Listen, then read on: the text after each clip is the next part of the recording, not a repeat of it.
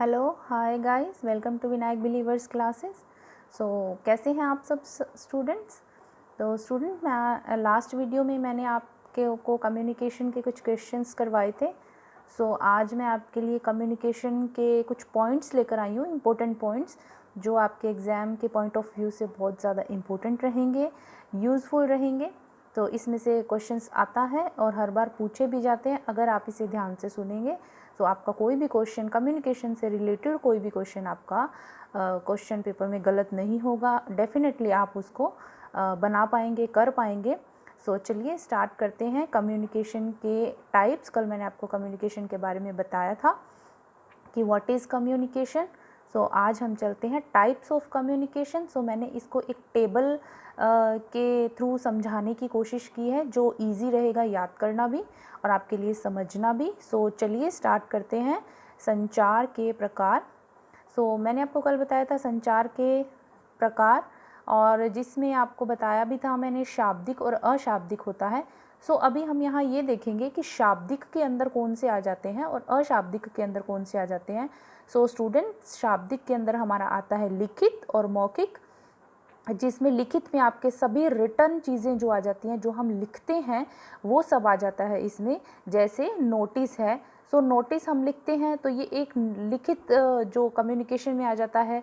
उसके अलावा आपके लेटर है, टेलीग्राम है, चार्ट है, सर्कुलर है, ईमेल है, डायग्राम है, सीडी, रिपोर्ट। सो ये सब चीज़ें जो रिटन मैटर होता है वो आपके लिखित कम्युनिकेशन का पार्ट होता है, लिखित कम्युनिकेशन में आता है।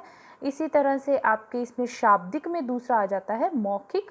सो मौखिक के अंदर हम जानते हैं ओरल, जब हम किसी से बात करते हैं, वर्बली जब हम किसी से बात करते हैं, आमने सामने की बात। रेडियो जिसको हम सुन रहे हैं वो भी एक ओरल ही है, एफएम वर्बल कम्युनिकेशन में ही आता है। ये भी आपके फ़ोन है, फ़ोन पर हम किसी से बात कर रहे हैं तो ये भी वर्बल कम्युनिकेशन है। इंटरव्यू, जब कोई हम इंटरव्यू दे रहे हैं या हमारा इंटरव्यू कोई ले रहा है, सो ये भी एक वर्बल कम्युनिकेशन है। मीटिंग, जैसे 2 4 5 6 8 10 लोग बैठे हैं, सो एक व्यक्ति उसमें अपना अब जो भी पॉइंट्स हैं, जो भी चीज़ें हैं अपने बता रहा है, चाहे वो अपने मार्केट से रिलेटेड हो, प्रोडक्शन से रिलेटेड हो, या किसी भी चीज़ की मीटिंग हो सकती है वो। सो मीटिंग भी एक वर्बल कम्युनिकेशन का पार्ट है। उसके अलावा आपके स्टूडेंट आ जाता है स्पीच, अगर कोई स्पीच दे रहा है तो वो भी वर्बल कम्युनिकेशन है। लेकिन ये सब शाब्दिक में आ रहे हैं। शाब्दिक के अंदर लिखित, मौखिक, लिखित भी आता है, मौखिक भी आता है, जिसमें आप शब्दों का यूज़ कर रहे हैं, वर्ड्स का यूज़ कर रहे हैं, तो वो सब चीज़ें आपके आ जाती हैं शाब्दिक में। और स्पीच आपको मैंने बताया, अगर कोई स्पीच दे रहा है। उसके अलावा आपके आ जाता है टेप रिकॉर्ड, और आपके आ जाता है ग्रुप डिस्कशन। सो ये सभी चीज़ें जो है ये किसका पार्ट है, आपके शाब्दिक कम्युनिकेशन का पार्ट है, जिसमें रिटन और आपके आ जाता है वर्बल। सो आपको अगर पेपर में पूछा जाए कि लिखित कम्युनिकेशन में क्या आता है, तो आपके सामने दो ऑप्शंस में आपको मौखिक के दे दें, दो ऑप्शन में आपको रिटन का दे दें, सो आप इस टेबल के थ्रू इजीली आप उसमें से सेपरेट कर पाओगे कि कौन सा लिखित में आ रहा है, कौन सा मौखिक में आ रहा है। सो आपको के लिए शाब्दिक में ये चीज़ें ईजी रहेगा करना। इस तरह से अगर आप टेबल के थ्रू आप याद करेंगे तो सो आप टाइप्स में दूसरा आ जाता है आपके अशाब्दिक। स्टूडेंट, मैंने आपको कल बताया था अशाब्दिक के अंदर चिन्ह आ जाते हैं, संकेत आ जाते हैं। और मैंने आपको ये भी बताया था कि अशाब्दिक के अंदर आपके जो सेंसेस हैं वो काम करते हैं, ईयर, नोज़, टंग, स्किन, तो ये सब चीज़ें आ जाती हैं। सो इसमें आ जाता है आपके श्रव्य संकेत, दृश्य संकेत, दैहिक संकेत, समय भाषा और पार्श्व संकेत। सो ये सब चीज़ें जो आपके आ जाती है अशाब्दिक संचार में आ जाती है। अब आप समझ रहे होंगे कि इन सब चीज़ों के अंदर कहीं भी शब्दों का यूज़ नहीं हो रहा, यहाँ सिर्फ और सिर्फ आपको संकेत मिल रहा है। तो हम समझ जाते हैं। जैसे आपको एक दो एग्जाम्पल दे देती हूँ मैं। श्रव्य में, जैसे आप व्हीकल पर जा रहे हैं और आपको कोई हॉर्न दे रहा है, सो आप समझ जाएंगे कि आपको पीछे से हॉर्न सुनने को मिला है, इट मीन्स कि आपको उसको साइड देना है। सो ये एक संकेत है, श्रव्य संकेत। दृश्य संकेत, आप जा रहे हैं कहीं पर और अगर आप रेड लाइट देखते हैं तो आप वहीं पर रुक जाते हैं, इट मीन्स एक रेड जो सिंबल है वो क्या दे रहा है आपको संकेत कि अभी आपको स्टॉप होना है। सो ये एक दो एग्जाम्पल्स हैं चिन्ह संकेत के जिसमें हम समझ जाते हैं संकेत से ही कि क्या कहना चाह रहा है। तो ये आपके आ जाता है अशाब्दिक में, जिसमें शब्दों का यूज़ नहीं हो रहा लेकिन आपके चिन्ह और संकेत का यूज़ हो रहा है। सो इसी के साथ 2-3 क्वेश्चंस मैं आपको बता रही हूँ। सो इसमें आप देखिए स्टूडेंट्स, आपके आएगा मनुष्य की प्रकृति कैसी है। मनुष्य की प्रकृति अगर पूछ लिया जाए कैसी है, सो मनुष्य की प्रकृति में आ जाता है आपकी एक जिज्ञासा और संचार। जिज्ञासा और संचार दोनों क्या हैं? जिज्ञासा और संचार दोनों एक दूसरे के पूरक हैं। सो आपके क्वेश्चन देखिए स्टूडेंट, जैसे कि आपके आ जाता है आदि काल में मनुष्य कैसे संचार करता था। सो अगर आपसे पूछ लिया जाए कि आदि काल में मनुष्य कैसे संचार करता था, सो उस वक्त देखिए शब्दों का यूज़ नहीं होता था, ना ही आज के जो सोर्सेज हैं वैसे सोर्स थे। सो उसमें आपके आ जाता है चीख कर, हंस कर, रो कर, विभिन्न संकेतों से, प्रतीकों के माध्यमों से वो संचार करता था। सो आदिकाल की अगर बात आती है तो आई थिंक आप इजीली बता पाएंगे कि आदिकाल में मनुष्य कैसे संचार करता था, कैसे कम्युनिकेट करता था। सो आपके एक क्वेश्चन देखिए आप, आधुनिक मानव कैसे संचार करता है। अभी तो हमने आदिकाल की बात की, लेकिन अगर आधुनिक मानव की बात आ जाए तो हम सब जानते हैं आधुनिक मानव कैसे संचार करता है। बोलकर भी करता है, शब्दों द्वारा, लिख कर भी करता है, गा कर करता है, अभिनय द्वारा करता है, विचारों द्वारा और भावों द्वारा एवं जानकारियाँ भेज कर भी ये संचार करता है आधुनिक मानव। सो आई थिंक स्टूडेंट आप लोग समझ पाएंगे कि आदिकाल में मनुष्य कैसे संचार करता था तो आप बता पाएंगे, और आधुनिक मानव कैसे संचार करता था तो आप बता पाएंगे। सो नेक्स्ट में आपके स्टूडेंट्स देखते हैं हम संचार में क्या क्या बाधाएं आती हैं। बाधाओं में से क्वेश्चंस बहुत पूछे जाते हैं। सो इसमें अलग अलग बताया जाता है। भाषागत अवरोध है, भाषागत अवरोध में आपको दे दिया जाएगा कि क्या क्या आता है तो आपको बताना होगा। दृष्टिकोणात्मक अवरोध है, व्यक्तिगत अवरोध है, संगठनात्मक है, उसके अलावा आपके मनोवैज्ञानिक आता है, भौतिक आता है। सो हम ये पढ़ते हैं। चलिए, भाषागत अवरोध में क्या आ जाता है आपका, भाषा से रिलेटेड जो आपके प्रॉब्लम्स आती हैं, जो आपके अवरोध आते हैं वो बताए जाते हैं इसमें, जैसे कि अस्पष्ट अवधारणा। सो अस्पष्ट पूर्व धारणा, अस्पष्ट, अगर कोई भी चीज़ आपकी क्लियर नहीं है देन आप कम्युनिकेट कर रहे हैं तो आपका कम्युनिकेशन आपका इफ़ेक्टिव नहीं होगा। सो ये एक बाधा है। गलत शब्दों में दिया गया संदेश। स्टूडेंट्स, कोई भी संदेश है अगर हम उसमें गलत वर्ड्स यूज़ कर रहे हैं जबकि हमें वर्ड्स कुछ और यूज़ करने चाहिए, सो वो वर्ड्स आपके दिए गए संदेश में सूटेबल नहीं हैं, तब भी आपका संदेश जो है वो बाधा पूर्वक होगा, आपका संचार बाधित होगा। तो ये भी एक इसके अंदर पॉइंट आ जाता है भाषागत अवरोध में।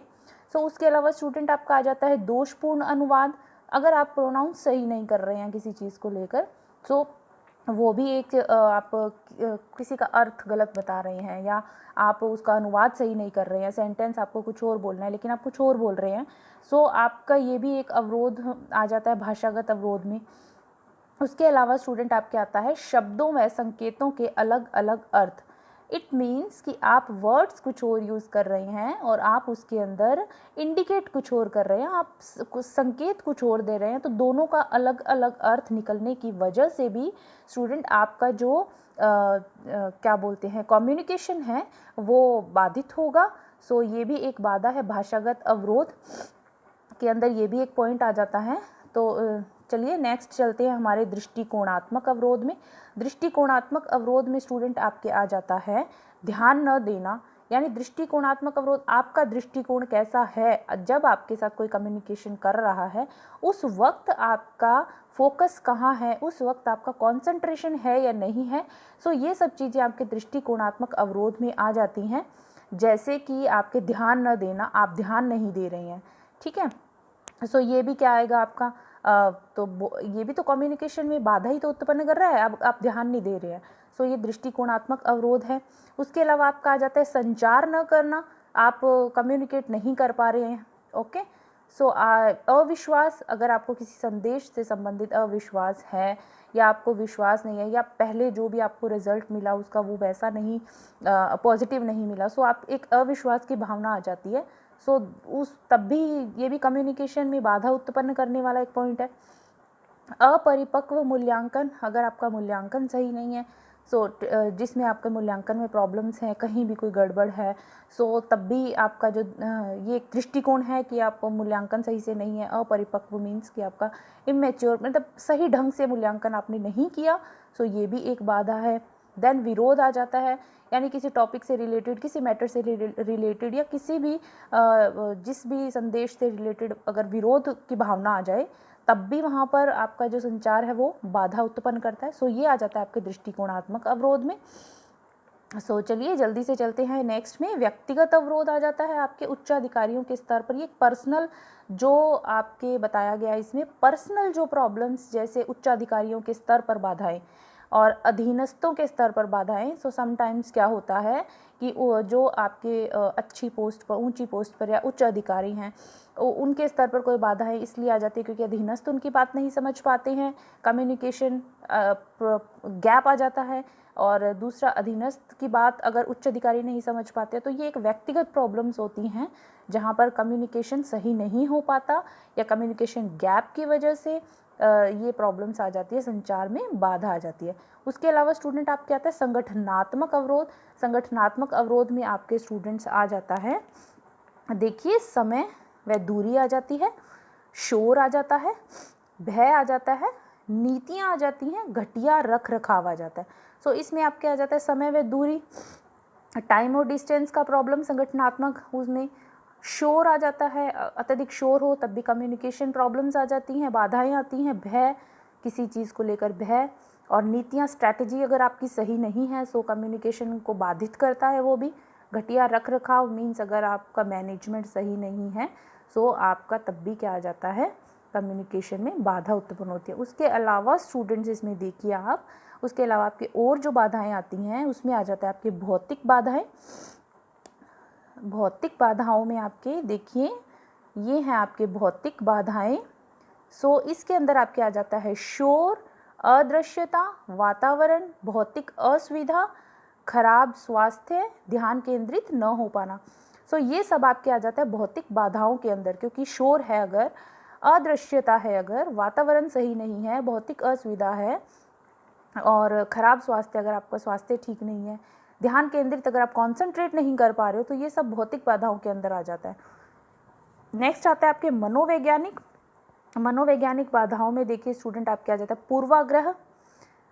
पूर्व में जो आपने ग्रहण किया हुआ है, अगर आपको उसका नेगेटिव आप पर उसका एक्सपीरियंस जो है नेगेटिव आया है आपको, या उसका रिजल्ट आपको ठीक नहीं मिला, देन ये मनोवैज्ञानिक बाधा में आ जाता है। अरुचि, इंटरेस्ट नहीं है आपको, ध्यान न देना, आप उस चीज़ पर ध्यान नहीं दे रहे हैं, किसी भी संदेश पर एक या ध्यान दे नहीं पा रहे हैं किसी कारणवश, तो ये भी एक मनोवैज्ञानिक बाधा में आ जाता है। गलत प्रत्यक्षीकरण, गलत प्रत्यक्षीकरण का अर्थ है आप किसी भी संदेश का मतलब गलत निकाल रहे हैं, उसका अर्थ गलत निकाल रहे हैं या उसका अर्थ गलत निकल रहा है, तो मनोवैज्ञानिक बाधा। और अलाभकर अनुभव, अगर ऐसा कोई अनुभव जो आपको बेनिफिशियल नहीं रहा आपके लिए, तो वैसा जो एक्सपीरियंस है वो मनोवैज्ञानिक बाधा में आ जाता है। ज़रूरत से अधिक चिंताएं, अगर ज़रूरत से ज़्यादा एंग्जाइटी है किसी को, कोई पर्सनल प्रॉब्लम्स है, पर्सनली कुछ भी कोई है चिंता किसी भी चीज़ से रिलेटेड, तब आपको ये मनोवैज्ञानिक बाधा है, आप संचार कम्युनिकेट अच्छे से नहीं कर पाएंगे। देन आपके अपूर्व जिज्ञासा। सो जिज्ञासा, जो पहले कोई जिज्ञासा है जो पूर्ण नहीं हुई है, उससे रिलेटेड आपके आ जाता है। सो ये सभी क्या आती है आपके मनोवैज्ञानिक बाधाओं में। उसके अलावा स्टूडेंट आपके आ जाता है पृष्ठभूमि की बाधाएं। पृष्ठभूमि की बाधाएं यानी कि आपका जो बेस है उस वक्त की जो बाधाएं, जैसे पूर्व अधिगम है, पहले आपने जो सीखा, सांस्कृतिक भेदभाव आ जाता है इसके अंदर, पूर्व कार्य स्थिति तथा पूर्व कार्य आपका ये सब आ जाता है इसके अंदर। पृष्ठभूमि के यानी पहले जो भी आपने कार्य किया, पहले की स्थिति क्या रही, सांस्कृतिक जो भेदभाव रहे, तो ये सब चीज़ें आपके इसके अंदर आ जाती हैं। सो आई होप स्टूडेंट आपको मेरे आज के वीडियो में आपको कम्युनिकेशन का के प्रकार और कम्युनिकेशन की बाधाएं सब समझ में आ गया होगा।